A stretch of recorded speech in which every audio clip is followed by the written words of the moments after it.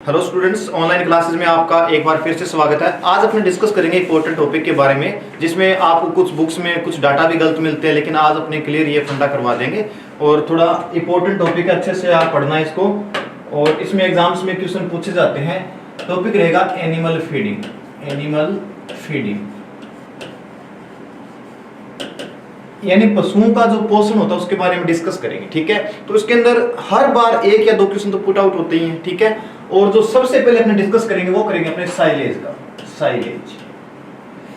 Silage होता क्या है, क्या इसकी प्रोसेस होती है, वो सबसे पहले अपने उसकी बात करते हैं। साइलेज एक वह पदार्थ होता है कि जिसको अपने रसीली अवस्था में क्या करते हैं, काटते हैं। उसके बाद में उसको अवायवीय दशा में क्या करना है, संरक्षित करना है। आखिर क्यों आवश्यकता पड़ी साइलेज की, कि आप कुछ क्षेत्र में देखते हो, जैसे कि मान लो पशुओं के लिए चारे की बुआई कर दी, ठीक है ना, लेकिन जो मई और अप्रैल जून ये 3-4 मंथ ऐसे होते हैं जहां पे क्या है कि फोडर की सोविंग नहीं होती है और पशुओं को हरा चारा नहीं मिलता है। इसीलिए साइलेज की आवश्यकता पड़ी थी, ठीक है ना। और फिर इसको संरक्षित चारे के रूप में काम में लिया जाता है, ठीक है। तो सबसे पहले साइलेज की बात करें तो इसे रसीली अवस्था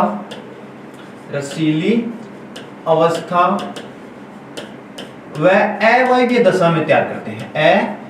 अवायवीय यानी एनएरोबिक कंडीशन में क्या किया जाता है, साइलेज को तैयार किया जाता है, ठीक है। आपको साइलेज और हे समझने के लिए सबसे पहले दो वर्ड समझने होंगे, ठीक है ना। मैं दो वर्ड लिख रहा हूं, आपने सुना होगा, एक तो फोडर, एक सुना है आपने फोरेज।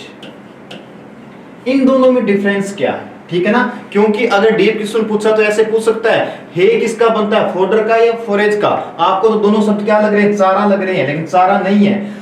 फोडर आप उसे कहोगे जिसमें आप सीड की क्या करते हो, सोविंग करते हो, ठीक है ना। सीड की क्या करते हो, सोविंग करते हो। जैसे मान लो मेज हो गया, ज्वार हो गया, वो आपने देखा कभी भी कोई खाली मतलब स्थान पड़ा है, वहां पे बारिश हुई, अपने आप पे ग्रो हो जाएंगे, उग जाएंगे, कभी नहीं होता। उनकी क्या करते हैं, अपने सोविंग करनी पड़ती है खेत में। उसके बाद में फोडर को हमेशा छोटे छोटे भाग में क्या करना पड़ेगा, कट करना पड़ेगा, काटना पड़ेगा, और फिर पशुओं को क्या करते हैं, खिलाते हैं। अब बात करूं मैं फोरेज की। फोरेज में मेनली आते हैं आपकी घासें आती है साहब। घासें भी कौन सी, जो आपके मेनली मैदान में आसपास जो भी बारिश का एक मतलब मौसम है, उसके बाद में जो घासें उगती है ना, वो किस में काउंट करते हैं, फोरेज के अंदर। और फोरेज को कभी भी पशु को खिलाते हैं तो उसको छोटे छोटे भाग में काटने की आवश्यकता नहीं है। ये आप सभी अपने कॉमन घरों पे देखते हो, डायरेक्ट आपने क्या घास काटी और क्या पशुओं को खिला दी। तो ये दोनों शब्द आप याद रखना, क्यों, क्योंकि डायरेक्ट आपसे पूछ सकता है भाई हाँ, हे किसकी बनती है, फोरेज की बढ़िया बनेगी या फोडर की। तो ये अब ये आपका फंडा इतना क्लियर है, ठीक है ना। अब बात करते हैं अपने आगे। साइलेज की बात करें तो साइलेज सबसे बेस्ट किसका बनता है, सबसे बेस्ट बनता है जी मक्का का, मेज, ठीक है ना। आप याद कर सकते हो, एम एस धोनी का सभी ने नाम सुन रखा है, ठीक है ना। एम का मतलब क्या हुआ, मेज, ठीक है। एस का मतलब क्या हुआ, साइलेज, ठीक है। इसके अलावा एम से मेज और एस से सिम्माजिन भी याद कर सकते हो, सिम्माजिन। सिम्माजिन का नाम मैंने क्यों लिया, क्योंकि मेज के लिए सबसे बढ़िया जो खरपतवारनाशी है वो कौन सा है, सिम्माजिन है, कि एट्राजिन है। इसीलिए दो क्वेश्चन आप इस प्रकार सोल्व कर सकते हो।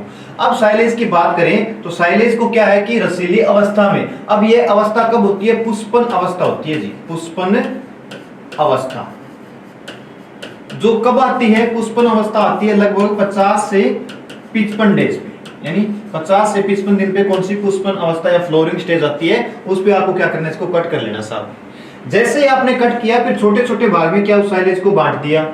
बांटने के बाद में क्या है, साइलो के अंदर इस प्रकार के साइलो होते हैं। ये होता है टावर साइलो, यानी भूमि के ऊपर बनता है। कुछ इस प्रकार के गड्ढे बनाए जाते हैं, ठीक है ना, जिसे ट्रेंच साइलो कहते हैं, जो मतलब भूमि के नीचे बनाए जाते हैं, जिसने गड्ढे नुमा साइलो अपने कहते हैं। अब इनके अंदर क्या करने हैं, छोटे छोटे भाग में जो आपने मेज काटी है, मक्का काटी है, वो क्या कर देनी है, भर देनी है साहब। भर दी। भरने के बाद में क्या है, इसको पूर्ण रूप से आप बंद कर दो, जहां से क्या है, बिल्कुल भी हवा अंदर नहीं जा सके, एनएरोबिक कंडीशन हो जाए। अब साहब इसके अंदर प्रोसेस करेंगे, दो प्रकार के अमल प्रोसेसिंग में रहेंगे। कौन सा, एक तो यहाँ पे प्रोसेसिंग में रहेगा लैक्टिक अमल, लैक्टिक अमल, ठीक है। एक यहां पे रहेगा ब्यूटायरिक अमल, ब्यूटायरिक अमल।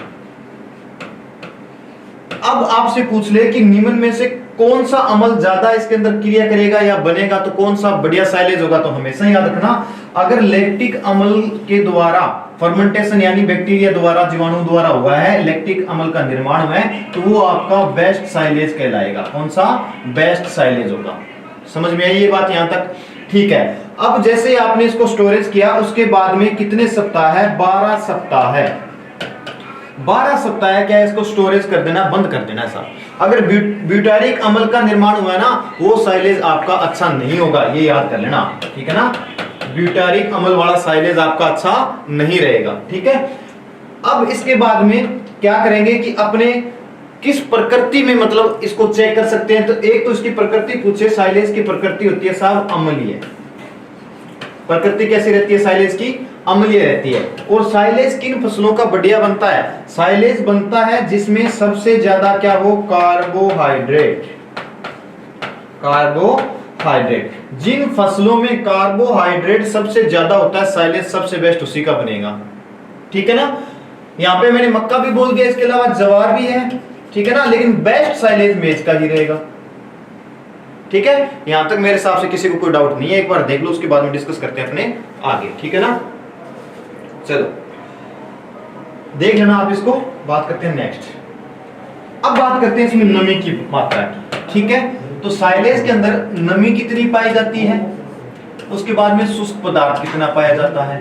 शुष्क पदार्थ। नमी की बात करें साइलेज में तो 30 से 35% नमी होती है साहब, 30 से 35% नमी होती है। और बात करें अपने शुष्क पदार्थ की तो 65 से 70% क्या रहेगा इसके अंदर? शुष्क पदार्थ रहेगा, ठीक है। मोस्टली डायरेक्ट यही क्वेश्चन आपसे पुट आउट किया जाता है, ठीक है ना। इसके बाद में बात करें एक घन फीट साइल, एक घन फीट साइलेज में कितना साइलेज आता है, ये क्वेश्चन पूछा हुआ एग्जाम्स में। एक घन फीट साइलेज में कितना साइलेज आता है? कितना साइलेज आता है, ठीक है।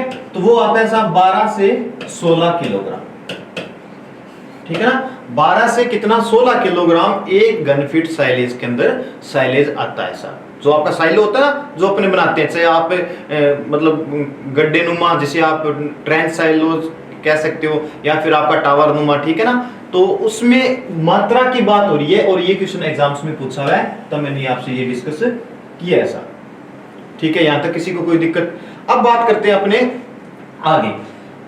साइलेज मेनली होता है, वो 4 प्रकार से डिवाइड किया गया है उसकी क्वालिटी के आधार पर, ठीक है ना। कितने भाग में? 4 भाग में अपने कह सकते हैं। एक तो very good silage, very good silage, दूसरा गुड साइलेज, तीसरे की बात करूं तो मीडियम, चौथे की मैं बात करूं तो बैड साइलेज, ठीक है। अब इसका पीएच मान कितना होगा? 3.5 से 4.2 तक या 4 तक वेरी करता है, ठीक है ना। एक ही बात है, लगभग 3.5 से 4.12 के आसपास मान सकते हैं। जो गुड साइलेज है उसका 4.2 से 4.5 रहेगा, मीडियम साइलेज है उसका 4.5 से 4.8 रहेगा, और बैड साइलेज है उसका मोर देन 4.8 क्या रहेगा? पीएच की बात हो रही है सर, पीएच, ठीक है ना। इंपॉर्टेंट अपना बस यही है, आप तो वेरी गुड साइलेज का रख लेना, कितना? 3.5 से 4.2 या 4 तक वेरी करता है, ठीक है ना। ये पीएच होना चाहिए, और अम्लीय प्रकृति का होता है, 12 सप्ताह में तैयार होता है सर, ठीक है। फिर धीरे धीरे थोड़ा सा साइलेज आप निकालो और पशुओं को खिला दो। अब बात करें कि ये वेरी गुड कैसे हुआ, ये गुड कैसे हुआ, ये मीडियम कैसे हुआ, ये बैड कैसे हुआ। तो इसमें क्या है साहब? अमोनियम नाइट्रेट या ammonium nitrogen, ammonium nitrogen, ammonium nitrogen की मात्रा है 10% से क्या होती है? कम होती है। गुड साइलेज में 10 से 15% होती है, और मीडियम में 15 से 20% होती है, बैड साइलेज में 20% से अधिक होती है सर, ठीक है ना। इसीलिए अमोनियम जो नाइट्रोजन है वो पशुओं के लिए क्या होती है? हानिकारक होती है जी। ठीक है ना। इसीलिए क्या है, जैसे ही आपने साइलो से साइलेज निकाला, उसको कुछ समय के लिए आपको क्या हवा में छोड़ना है, ताकि इस गैस का प्रभाव पशुओं के ऊपर नहीं रहे। और ये सभी को पता है कि जब पशु जुगाली करता है, जब पशु जुगाली करता है, अमोनियम गैस, ठीक है ना, सॉरी मेथेन गैस, मेथेन कौन सी गैस निष्कासित करता है, मेथेन करता है साहब। और धान के खेत में भी ये रिलीज होती है, ठीक है ना। तो ये कुछ बेसिक साइलेज के बारे में थी, ठीक है। एक आप थोड़ा सा देख लो इनको, फिर अपने डिस्कस करते हैं आगे।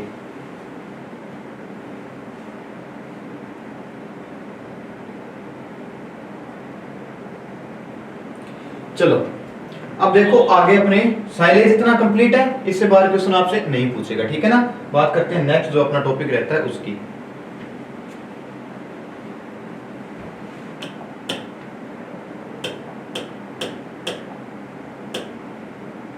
सॉरी, इसमें नमी है ना, आप थोड़ा ध्यान देना। नमी मैंने कितनी 30 से 35 करवा दी क्या? नमी ज्यादा रहेगी बेटा, हाँ नमी थोड़ी सी ज्यादा रहेगी। नमी 60 से 65 होती है इसके अंदर, नमी होती है 60 से 65%। और शुष्क पदार्थ होता है साहब इसमें कितना, 35 से 40%। हाँ शुष्क पदार्थ इतना रहता है इसके अंदर, ठीक है ना। ये थोड़ा सा ध्यान दे लेना, हाँ क्योंकि उसके अंदर क्या रहती है, कम रहती है, ठीक है ना। चलो अब देखो दोबारा हे की मैं बात करूं तो हे क्या है, कैसे बनती है। हे में सबसे पहले आपको एक बात याद रखनी है, क्या कि हे होती है वो घासों से बनाई जाती है। मुख्यतः किससे, घासों से बनाई जाती है, घासें से, ठीक है ना। उसके बाद में बात करूं तो उपयुक्त फसल है साहब इसके लिए जो अपने काम में लेते हैं जई, ठीक है। आप सभी ने सुन रखा आज तक, बरसीम से बढ़िया हे बनती है, यही सुना होगा, बिल्कुल सही बात है। बरसीम से क्या बनती है, बढ़िया हे बनती है। लेकिन नॉर्मली पूछे ना तब तो जई होगा। अगर दलहनी में पूछ ले, दलहनी फसलों में, तब क्या होगा, तब आपका होगा बरसीम। याद रखना ये बात, ठीक है ना। मान लो आपको दे दिया कि बढ़िया हे बनती है, उसमें ऑप्शन जई है, बरसीम नहीं है या बरसीम है, तो आपको पर्टिकुलर वो देगा दलहनी फसलों में। वैसे सबसे बेस्ट जो है ना वो किसकी, जई की ही बनती है, लेकिन दलहनी फसलों में किसकी बनेगी, बरसीम की बनेगी। अब हे बनाने के लिए फसलों में क्या ज्यादा होनी चाहिए, प्रोटीन ज्यादा होनी चाहिए।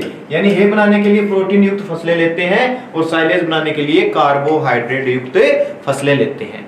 यहां तक क्लियर है। अब अगर ये फसलें लेते हैं तो प्रोटीन की मात्रा फसलों में कितनी होनी चाहिए, फसलों में प्रोटीन की मात्रा, तो प्रोटीन की मात्रा होनी चाहिए 8 से 10% कम से कम। उन्हीं की क्या करेंगे, अपने क्या बनाएंगे, हे बनाएंगे। और हे बनाएंगे कैसे, मान लो कि आपने क्या कर दिया, घास ले ली, ठीक है, या घास को काट लिया, चाहे मैदानी घास हो वहां से ले लिया, चाहे आपके खेत में जई हो उसको काट लिया, चाहे आपके खेत में बरसीम हो उसको काट लिया। अब इस बरसीम या जई को काटने के बाद में क्या, आप उसको सूर्य की धूप में सुखाना है आपको, ठीक है ना। सूर्य की धूप में तब तक सुखाओगे जब तक कि उसमें नमी की मात्रा कितनी, नमी की मात्रा 15 से 20% हो जाए। ये इंपॉर्टेंट है, नमी की मात्रा। और उसमें नमी की मात्रा कितनी बताई थी, 60 से 65 हो गई, इसके अंदर 15 से 20। क्यों, इसमें नमी की मात्रा कम रहती है और साइलेज में नमी की मात्रा ज्यादा रहती है, तो वो थोड़ा सा देख लेना, ठीक है ना। अब ये इतनी नमी है तो फिर शुष्क पदार्थ या ड्राई मैटर कितना है, ड्राई मैटर हो गया कितना, 80 से 85%। समझ में आई यहां तक बात, ठीक है। अब अगर मैं क्वेश्चन आपसे कर दूं कि हे में ज्यादा न्यूट्रिएंट पाए जाते हैं, न्यूट्रिएंट वैल्यू है, या साइलेज में, तो आपका आंसर क्या होना चाहिए। मेरा क्वेश्चन क्या है कि हे के अंदर ज्यादा न्यूट्रिएंट वैल्यू है या फिर साइलेज के अंदर, दोनों में से बात करूं मैं, न्यूट्रिएंट वैल्यू की ज्यादा किस में पाई जाएगी, आपका आंसर होगा शायद हे। हे भी क्यों होगा, क्योंकि आपने सोचा भी प्रोटीन वाली फसलों से तो बन रही है, और प्रोटीन में क्या होती है, ज्यादा न्यूट्रिएंट वैल्यू होती है। प्रोटीन में तो होती है न्यूट्रिएंट वैल्यू, लेकिन हे के अंदर न्यूट्रिएंट वैल्यू कम पाई जाती है, किसके मुकाबले? साइलेज के मुकाबले।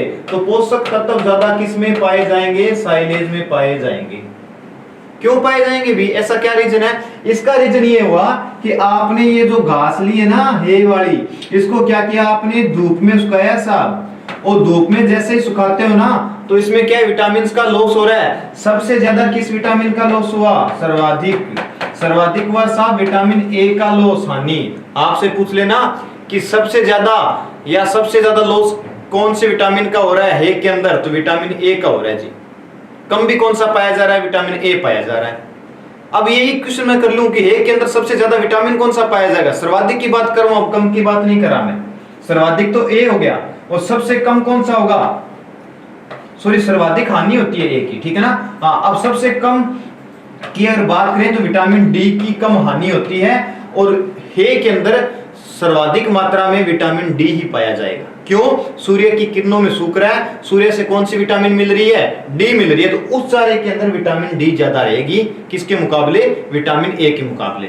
हे के अंदर ए तो विटामिन नष्ट हो रहा है, विटामिन डी ज्यादा मिल रहा है, और न्यूट्रिएंट वैल्यू साइलेज की ज्यादा रहेगी, किसके मुकाबले? हे के मुकाबले। तो यहां तक ये फंडा क्लियर हुआ ना? ठीक है।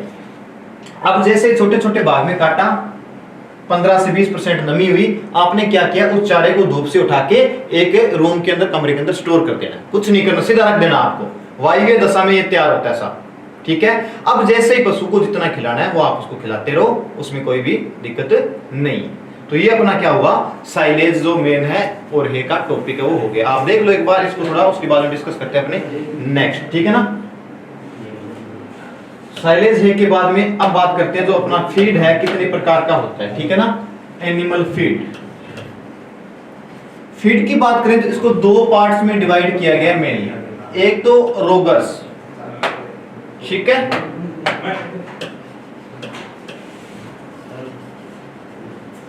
एक दूसरा डिवाइड किया गया इसको कंस्ट्रेट के अंदर। सभी समझते हो रोगर मतलब चारा, और कंस्ट्रेट मतलब रातब कहते हो, जिसे आप रातब यानी जिसे आप दाना भी कहते हो साहब, जिसे आप देसी भाषा में बांटा वगैरह भी बोलते होंगे, ठीक है ना। उसकी बात कर रहे हैं अपने आप। अब ये कितना देना चाहिए और किस प्रकार की इसमें न्यूट्रिएंट वैल्यू रहती है, क्यों इसको इसमें डिवाइड किया गया, इसके बारे में डिस्कस करते हैं। तो इनको डिवाइड किया गया, एक तो CF जिसे क्रूड फाइबर कहते हैं, और दूसरा डिवाइडेशन किया गया है TDN के आधार पर, टोटल डाइजेस्टिव न्यूट्रिएंट्स, ठीक है ना। क्रूड फाइबर यानी रेशा, ठीक है ना, क्रूड फाइबर को कहते हैं CF क्रूड फाइबर या रेशा, और टोटल डाइजेस्टिव न्यूट्रिएंट को कहते हैं अपने कुल पाच्य पोषक तत्व कहते हैं साहब, ठीक है ना। दोनों लैंग्वेज आपके समझ में आ गई होगी, ठीक है। अब डिस्कस करते हैं अपने कितना किसमें पाया जाता है। तो इनको डिवाइड कर दिया CF के आधार पर, TDN के आधार पर। TDN ये लो साहब, ये थोड़ा नोट कर लेना आप बाद में, ठीक है ना। हाँ चलो, अब अगर जिसके अंदर रेशे की मात्रा 18% से क्या हुई, अधिक हुई, ज्यादा हुई, तो क्या आएगा? रोगर्स कहलाएगा, ठीक है। TDN की मात्रा अगर 60% से क्या हुई, कम हुई, तो क्या कहलाएगा? आपका चारा कहलाएगा, ठीक है ना। अब इसमें क्रूड फाइबर देखो, ये बताओ आप जो बांटा रातब दाना जो आप खली वगैरह खिलाते हो, चाहे सरसों की हो, चाहे मतलब कॉटन की हो, ठीक है ना, जो बिनोला वगैरह जो भी आप कहते हो, ठीक है ना। प्रोटीन की मात्रा तो उन्हीं में ज्यादा होती है जो अपने राइस स्ट्रा या व्हीट स्ट्रा देते हैं, या जो भूसा जो भी अपने कहते हैं, तूड़ी वगैरह जो भी कहते हैं, उसमें थोड़ी होती है ज्यादा। कॉमन सेंस की चीज है ये तो, ठीक है ना। तो इसमें क्या होनी चाहिए फिर? 18% से क्या होना चाहिए? कम होनी चाहिए। क्या? रेशे की मात्रा। प्रोटीन खलियों में क्या होती है? ज्यादा होती है साहब, ठीक है ना। तो 60% से अधिक क्या रहेगी? प्रोटीन। इनके आधार पे क्या कर दिया? इनको चारे को बांट दिया। यहां तक कहानी समझ में आ गई होगी सभी की, ठीक है ना। चलो, अब ये जो रोगर्स है ना, इसको भी वापस दो पार्ट में डिवाइड कर दिया मैंने, ठीक है ना। कितने पार्ट में? दो पार्ट्स में। एक तो कर दिया ड्राई मैटर यानी सूखा चारा, एक मैंने कर दिया सकुलेंट, ठीक है। ये तो हो गया शुष्क चारा, सूखा चारा।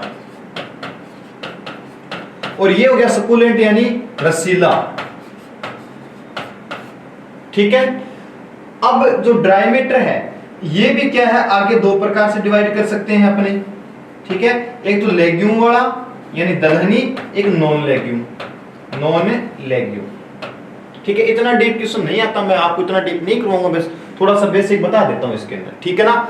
अब जो सूखा चारा है ना, इसमें पानी की मात्रा, वाटर की मात्रा, वाटर कम ही रहेगा, पानी तो सूखे चारे में 10% होता है साहब।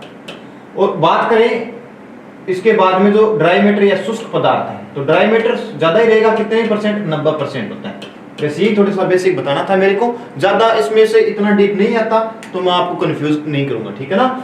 सकुलेंट की बात करूं तो इसमें क्या रहेगा, पानी की मात्रा ज्यादा, 60 से 90% क्या रहता है, वाटर रहता है, पानी रहता है, वाटर। ठीक है, उसके बाद में 20 से 30% क्या रहता है, सूखा पदार्थ यानी ड्राई मैटर रहता है। ठीक है, अब ये जो रोगस है और ये कंस्ट्रेट है, इसको डिवाइडेशन तो कर दिया, लेकिन कितने प्रतिशत या कितना बटा भाग देना चाहिए ये भी दे। हमेशा ही ये क्वेश्चन थोड़ा इंपॉर्टेंट रहेगा, आप अच्छे से पढ़ लेना। ठीक है ना। ये जो है पशुओं को 2/3 भाग दिया जाता है, 2/3 भाग। ठीक है ना, 2 कितना, 3 भाग। और ये कितना दिया जाता है, 1/3 भाग दिया जाता है। ठीक है, अब जो शुष्क चारा है ये भी कितना, 2/3 भाग दिया जाता है। और रसीला चारा है ये कितना, 1/3 भाग दिया जाता है। बस बेटा आप इतना सा याद कर लेना, इससे ज्यादा चार्ट नहीं बनवाऊंगा मैं। ठीक है ना। ऐसे डिवाइडेशन करेंगे तो नॉन लेग्यूम के अंदर फिर प्रोटीन की मात्रा बतानी पड़ेगी, बरसीम में, जई में, जो भी जितने भी है। ठीक है ना। उसके बाद में लेग्यूम वाले में भी मात्रा बतानी पड़ती है, उसके बाद में उसमें एस की मात्रा बतानी पड़ती है। इतना डीप आपसे नहीं पूछेगा, आपसे तो बेसिक आपको एक तो ये क्लासिफिकेशन पता होना चाहिए, उसके बाद में ये पता होना चाहिए, और ये पता होना चाहिए, ये पता और ये पता होना चाहिए। मेरे हिसाब से इतना समझ में आ गया। एक बार थोड़ा चार्ट ये देख लो, उसके बाद में डिस्कस करते हैं अपने थोड़ा सा आगे। ठीक है ना। देखो थोड़ा सा इसमें कोई डाउट हो तो।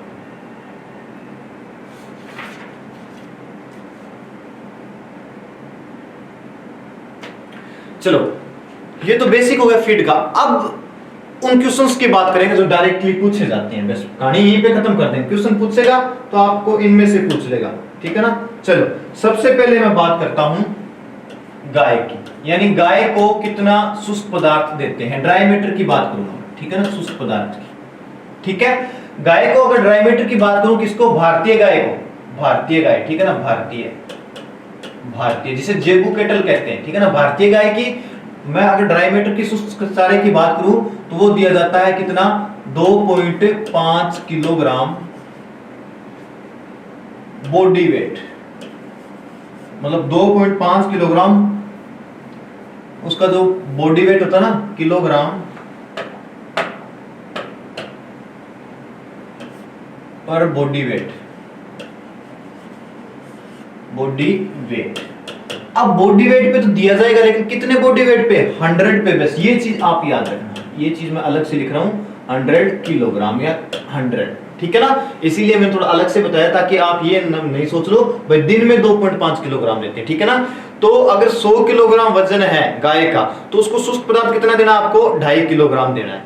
यानी मैंने बोल दिया 200 किलोग्राम वेट है तो 5 किलो हो जाएगा। यहां पे किसी को कोई डाउट नहीं है।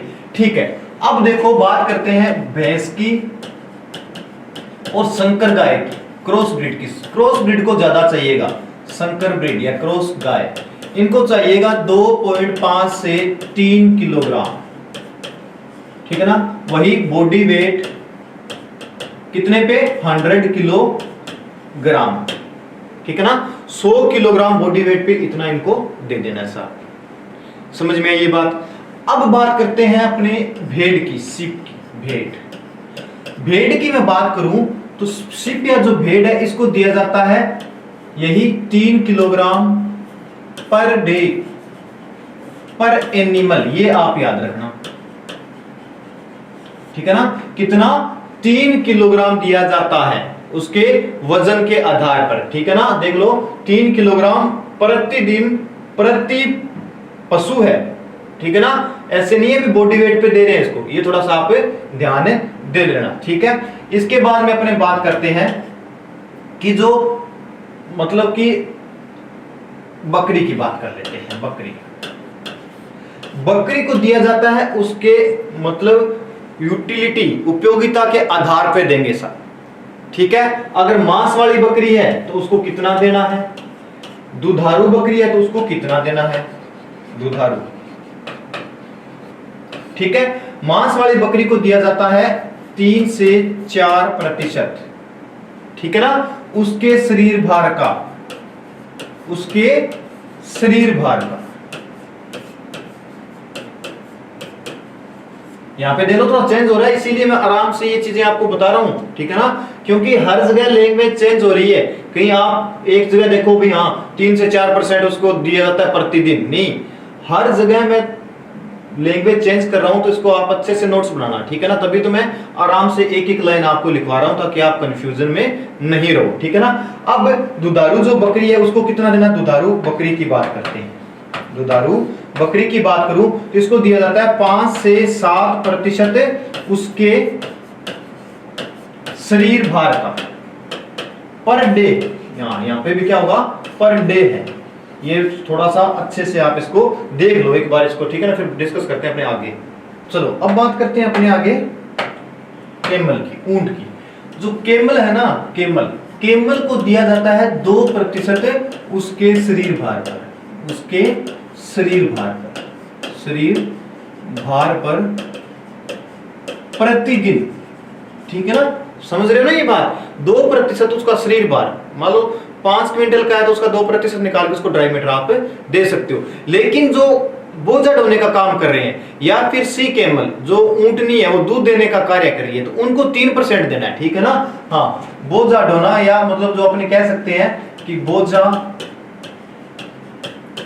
व दूध हेतु उनको कितना 3% देना है साहब, ठीक है ना, पर डे बॉडी वेट। समझ रहे हो इन चीजों को, आप अच्छे से नोट्स बना लेना, मैं शॉर्ट में करवा रहा हूं, ज्यादा मतलब लाइन वगैरह नहीं लिख रहा, ठीक है ना। मतलब नॉर्मली तो उसको कितना देना है, 2% देना है। लेकिन अगर कोई ऊंट है वो बोझा ढोने का कार्य करे तो उसको 3% देना है। और सी कैमल ऊंटनी है जो, अगर वह दूध देने का या दूध देती है तो उसको भी 3% देना है सर। हाँ, अगर शीप की बात करें, भेड़ का मैंने नहीं बताया, भेड़ जो दूध देती है, ठीक है ना, उसको भी कितना देना चाहिए, 4% उसके शरीर भार का, उसके बॉडी वेट का पर डे, ठीक है ना। वैसे तो नॉर्मली, अगर नॉर्मली तो कितना देना है उसको 3 किलोग्राम तक या 3% अपने कह सकते हैं 3 किलोग्राम लगभग पर डे। लेकिन अगर दूध देने का कार्य करे तो 4% उसको उसके शरीर भार का देते हैं, ठीक है। अब ये तो होगी मोस्टली ड्राई मैटर की यानी शुष्क चारे की। अभी तक मैंने जितना भी बताया वो आपको ड्राई मैटर ही बताया है, ठीक है ना। अभी तक जितना बताया वो क्या, ड्राई मैटर बताया है, ड्राई मैटर, ड्राई मैटर। अब अपने कुछ बेसिक टर्म है उनको भी इंक्लूड करते हैं। जैसे सबसे पहले आपके माइंड में आता है कि एक आप टर्म सुनते हो जीवन निर्वाह है। जीवन निर्वाह का मतलब ये हुआ कि जो गाय है वो दूध नहीं दे रही है, बैल है वो भी मतलब खेत का कार्य नहीं कर रहे हैं, मतलब बुजुर्ग हो चुके हैं या एज ज्यादा हो रखी है, मतलब जीवन निर्वाह कर रहे हैं अपना, ठीक है ना। हाँ, दिन निकाल रहे हैं, तो उसके लिए तो बात करें अपने जीवन निर्वाह हेतु, जीवन निर्वाह है, निर्वाह है। जीवन निर्वाह की बात करें सबसे पहले करते हैं गाय की, भारतीय गाय की, भारतीय गाय की। तो भारतीय गाय है, इनको जीवन निर्वाह के लिए लगभग पर डे 4 किलोग्राम तो क्या देना है, ड्राई मैटर देना है।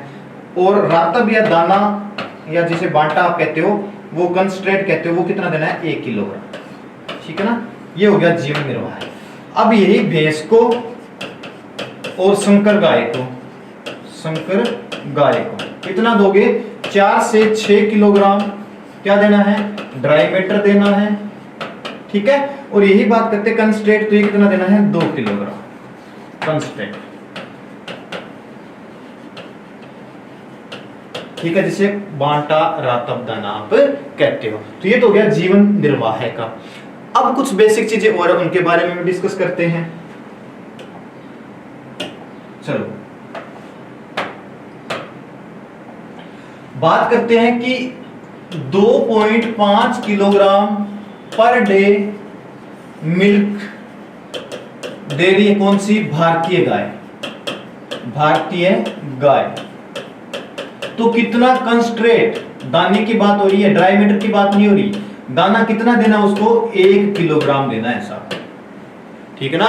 यही तो मैं कह रहा हूं, हर चीज मैंने आज अलग अलग आराम से क्यों बताई है, क्योंकि कोई तो ड्राई मैटर में कंफ्यूज रह जाएगा, कोई कंसंट्रेट में रह जाएगा। पहले मैंने बात की है ना 3-4%, 2% जो भी है, वो ड्राई मैटर की बात हो रही थी, शुष्क चारे की। अब मैं कंसंट्रेट की बात कर रहा हूं, रातब या दाने की। इन चीजों को अच्छे से पकड़ लेना, तभी तो मैंने आज एक एक लाइन थोड़ा सा आराम से बताया, ठीक है ना। हाँ, तो ये क्या, 2.5 लीटर कोई गाय दूध दे रही है, भारतीय गाय, तो उसको 1 किलोग्राम दाना दे देना, जिसे आप बांटा कहते हो, रातब कहते हो, ठीक है ना, समझ में आ गया। और यही 2.0 किलोग्राम दूध हो रहा है साहब पर डे, ठीक है ना। तो भैंस को और किसको, संकर गाय को कितना बांटा देना है, 1 किलोग्राम। अब कहोगे सर सेम है दोनों, बिल्कुल सेम है, डिफरेंस क्या पे है, इस जगह डिफरेंस है जी, देख लो, ठीक है ना। तो समझ गए इस चीज को, बेसिक चीज है। अब बात करें गर्भित अवस्था की। गर्भित अवस्था यानी कि फीमेल है जो गर्भ धारण किए हुए, तो उसको कितना दाना देना चाहिए। तो भारतीय जो गाय हैं, भारतीय, उनको आपको देना है 1.25 किलोग्राम। दाने की बात हो रही है, रातब कंसंट्रेट की बात। यही बात करें अगर संकर गाय या फिर भैंस गर्भित है, संकर गाय या फिर भैंस गर्भित है, तो कितना रातब या दाना देना है, 1.75 किलोग्राम दाना पर डे है साहब, पर डे है। ऐसे नहीं है भी पूरे गर्भ काल में ही आप इतना सा खिला दो, प्रतिदिन की बात हो रही है, और ये भी प्रतिदिन की ही बात हो रही है साहब, ठीक है ना। अब एक क्वेश्चन हो रहा था मिनरल मिक्सचर, जिसे आप कहते हो जो अपने एक्स्ट्रा दिए जाते हैं मिनरल्स के रूप में। तो वो कोई भी पशु, उसके कुल जो ड्राई मैटर होता है ना, या उस ड्राई मैटर का क्या 1%, ठीक है ना। आपसे पूछ ले कि पशुओं को जो मिनरल मिक्सचर है वो कितना देना चाहिए, तो 1% है वो मिनरल मिक्सचर देना चाहिए, ठीक है, जिसमें कैल्शियम, फास्फोरस, मैग्नीशियम वगैरह सब कुछ अवयव क्या होते हैं, पाए जाते हैं, ठीक है। और नमक की बात करें तो नमक देना चाहिए कि जो अपना कैमल है, ऊंट है, उनको दिया जाता है 75 से 150 ग्राम प्रतिदिन, ठीक है साहब। उसके बाद में छोटे एनिमल्स, गाय भैंस होगी, उनको 30 से कितना दिया जाता है, 50 ग्राम दिया जाता है पर डे, ठीक है ना। गाय को कितना, 30 से 50 ग्राम, और कैमल को कितना बताया मैंने, 75 टू 150 ग्राम पर डे, ठीक है। तो ये था अपना आज का मेन जो टॉपिक था, वो था फीड का कंप्लीट, ठीक है। इससे बाहर कोई क्वेश्चन नहीं पूछेगा, मैंने बेसिकली हर चीज का बता दिया है आपको। फिर भी कोई डाउट हो तो आप मुझे कमेंट करके बता देना, आपको उसका आंसर मिल जाएगा, ठीक है। मिलते हैं नेक्स्ट क्लास में, तब तक के लिए धन्यवाद।